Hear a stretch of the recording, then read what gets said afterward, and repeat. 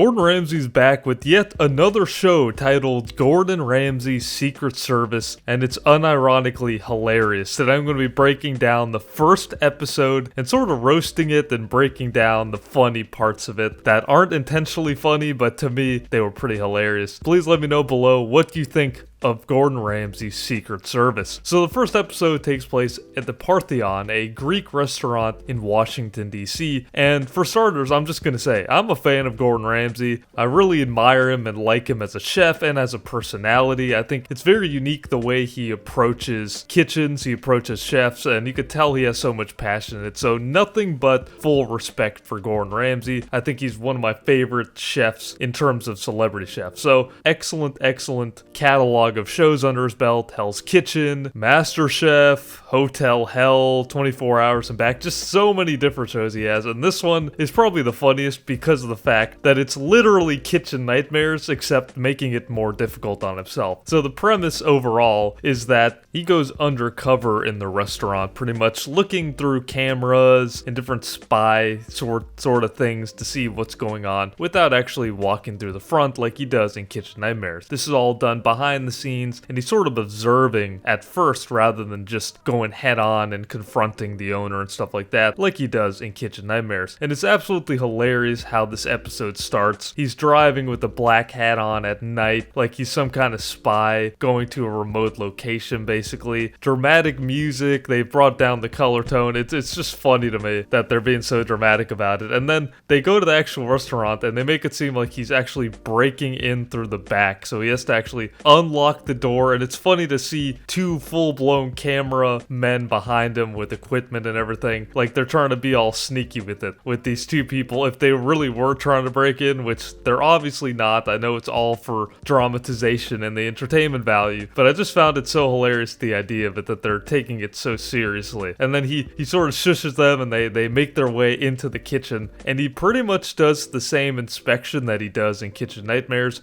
except in the dark. I mean, it's pitch black in there, and obviously he pulls out the blue light to really show the bacteria and everything. And apparently this place was completely rancid, like all the Kitchen Nightmare stuff. He's doing the same sort of terrible refrigerator inspection. It's a total hellhole in there, as you can imagine. So much so that at the bottom, he realizes that there could be some rodents or rats down below, so he sets up a camera. Of course, it perfectly captures a rat later on. He even calls it. He says, yeah, I'm sure we're going to see some rats on this footage. And sure enough, they show up. And it's just hilarious to me how they're trying to be so spy-like this is Mission Impossible or something, when clearly, obviously, this was all set up. But again, you know, I'm not taking it seriously. I'm not holding it against the show. I just find it rather amusing. And then the actual dinner service starts, or rather lunch service in this case. And instead of entering and having a meal for himself, he has a full-blown FBI camera situation going on, 10 screens in front of him. He's got the headphones and he's just sort of observing what's going on. Of course, they've rigged this place up. There's cameras pretty much everywhere catching everything. Perfect camera angles. He's zooming in, zooming out, and all the whole 9 yards. So he's sort of inspecting what's going on in the kitchen.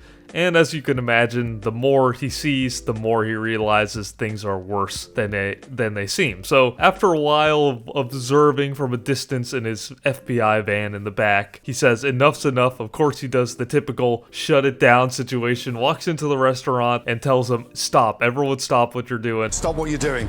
Yes. Right now. Chef Ramsay walked in and I was in utter shock. In dramatic fashion, and then tells this whole restaurant full of people to go home. He says, everybody just leave the exits. Honestly, if I was the owner, I'd be pissed. I'd be absolutely pissed if he told a restaurant full of paying customers to leave. You know how much money we just lost there? Even though it was warranted, but come on now. I would have been mad if I were the owner. Then we basically just get into Kitchen Nightmares again. He's sort of confronting the owners, trying to figure out what's going on, what's happening, what's the problem, pinpointing how bad the kitchen is and everything. And obviously it's the usual restaurant problems: family drama, the owner who doesn't want to change his ways, overly saturated menus, the whole 9 yards, the usual stuff that they have. And there's always some kind of son-father duo that is always bickering, and this is absolutely no different than that. It's also pretty funny that he goes back into the van again to sort of spectate, and they have this sort of expert come in and show some kind of sample he took earlier when he went in initially. He got a swab of some bacteria dirt in the kitchen and brought it into this van, and they have this whole sequence where there's this guy breaking down this quote-unquote bacteria through a microscope. Oh my lord. It's confirmed my worst suspicion. Thank you. Explaining. And as if it took an expert or a microscope sample to show that the bacteria is bad and it's dirty in there. Yeah, so it was funny to me that they're trying to add these things to make it look more spy-like or Secret Service-like, but in reality, what they're showing is simply common sense. Then somewhere in the middle of the episode, for some reason, he's fishing with the two guys that own the restaurant, basically, sort of literally having a therapy session like all episodes of Kitchen Nightmares. They're literally out fishing and everything. It's just, again, it's so out of place. It's like, okay, what are we doing here? I know he does that in all the Kitchen Nightmares episodes, but it's just funny to see how off kilter it is compared to everything else. And then they get back to the restaurant, and of course they do the usual makeover and stuff like that and get a whole new menu. It's Kitchen Nightmares. It's Kitchen Nightmares, except it's way more hands-off, so it's not as good in my opinion. I think that having Gordon Ramsay in an FBI van the whole episode and sort of zooming in on things and looking at screens rather than being there is a lot less entertaining. So they didn't want to do the same Kitchen Nightmares again, so they did a spin on it, and I don't think this one works quite as well. It's just not as entertaining. And one of the ways that they actually contracted Gordon Ramsay or had him come to the restaurant was a quote-unquote insider, and they sort of play, again, they're playing on this idea that there's this insider person. All the lingo is very much CIA, FBI sort of a covert operation situation there. So the insider, they have this whole reveal, like, who's the insider, who's the person who asked Gordon Ramsay to come here, and who was pretending like the inside man. Honestly, it's not really that big of a deal, but they play it up like it's this huge situation. Oh my god, the insider. Would the insider reveal themselves?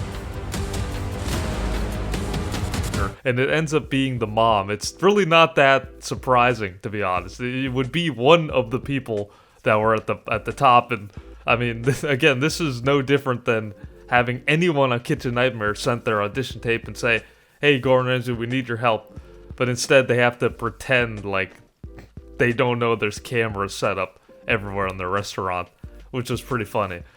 Also, another thing I found kind of funny was that they always have sort of the selective subtitles for certain characters. The main owner of the restaurant, the father, the editors kind of do him dirty, like kind of throwing in some subtitles here and there, even though you can kind of understand them, kind of still throwing in subtitles here and there. Good. Thank you so much. But I understand why they do it, but I understood this guy fully.